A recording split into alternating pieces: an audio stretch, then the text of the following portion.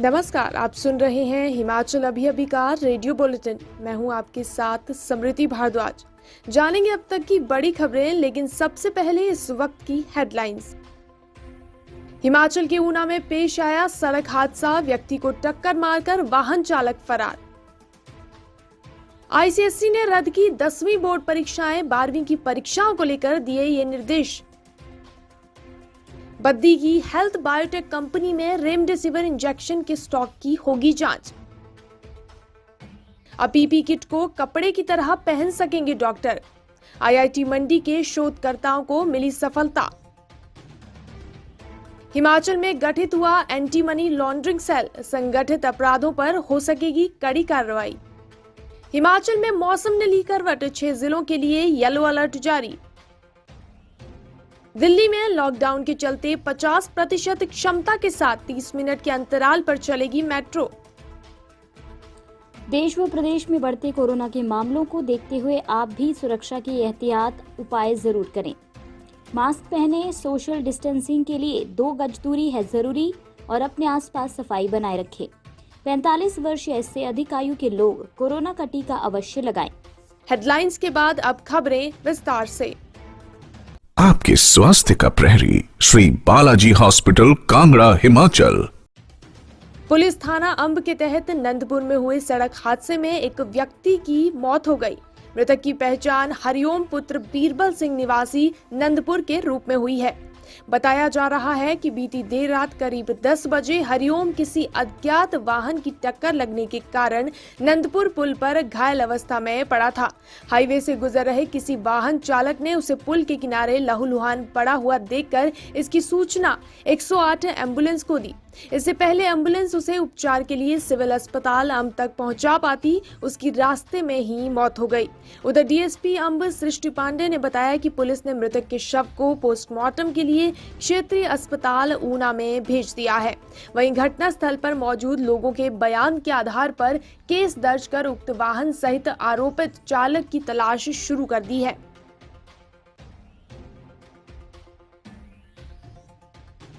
देश में कोरोना के मामले लगातार बढ़ते ही जा रहे हैं। बीते कुछ दिनों से स्थितियां भयावह बन गई हैं।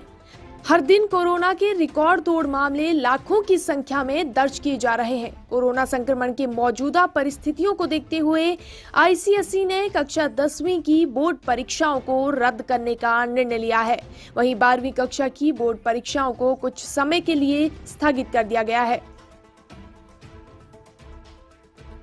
राज्य दवा नियंत्रक प्राधिकरण बद्दी स्थित हेल्थ बायोटेक लिमिटेड कंपनी में निर्मित रेमडेसिविर इंजेक्शन का पूरा स्टॉक जांचा जाएगा। इसके लिए प्राधिकरण ने 5 सदस्यीय टीम का गठन कर दिया है। टीम का गठन उप दवा नियंत्रक मनीष कपूर की अध्यक्षता में किया गया है। इसे 7 दिन के अंदर रिपोर्ट देने के निर्देश दिए हैं। टीम में एक सहायक दवा नियंत्रक व 3 दवा निरीक्षकों को शामिल किया गया है। कंपनी में इस इंजेक्शन का कितना स्टॉक तैयार किया गया है और कहां-कहां आपूर्ति की गई है, टीम इसकी जांच करेगी। राज्य दवा नियंत्रक नवनीत मारवाहा ने इसकी पुष्टि की है। कोविड-19 की दूसरी लहर के बीच हिमाचल प्रदेश के आईआईटी मंडी के वैज्ञानिकों ने पीपी किट और मास्क के लिए ऐसा फैब्रिक तैयार किया है जो कोरोना वायरस को नष्ट करने में सक्षम होगा। एक मास्क 3 रुपए में तैयार होगा, जबकि किट के विशेष कपड़े की कीमत प्रति स्क्वायर सेंटीमीटर 2.5 से 3 रुपए होगी। इस फैब्रिक से बनी किट का प्रयोग साधारण कपड़ों की तरह बार बार किया जा सकेगा। धूप में रखने के बाद ये मटेरियल खुद अपनी सफाई करने में सक्षम होगा। फैब्रिक की वजह से सांस लेने की क्षमता में कोई कमी नहीं आएगी। ये कमाल का आविष्कार आईआईटी मंडी के स्कूल ऑफ बेसिक साइंसेज के शोधार्थियों ने किया है।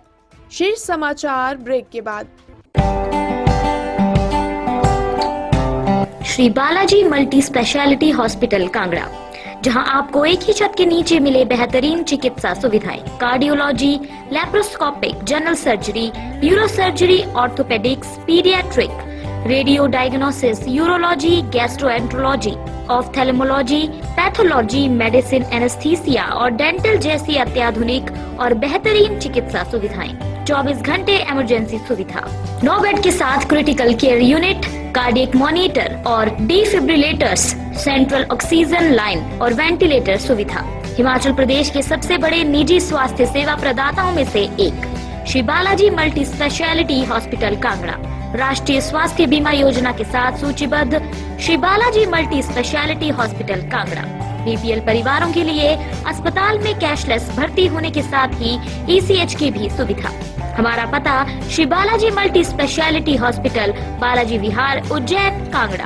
संपर्क करें 9218411108 पर। Shri Balaji multi speciality hospital Kangra.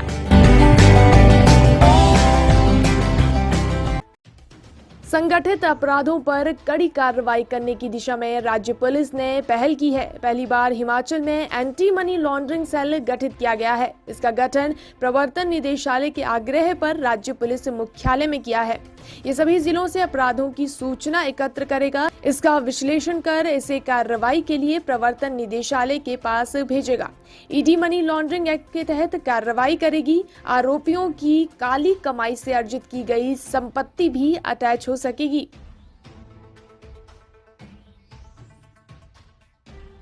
Himachal में आज से पश्चिमी विक्षोभ फिर से सक्रिय हो गया है। मौसम विभाग के अनुसार आज से ऊंचे क्षेत्रों में अधिकतर स्थानों पर हिमपात व निचले क्षेत्रों में बारिश की संभावना है।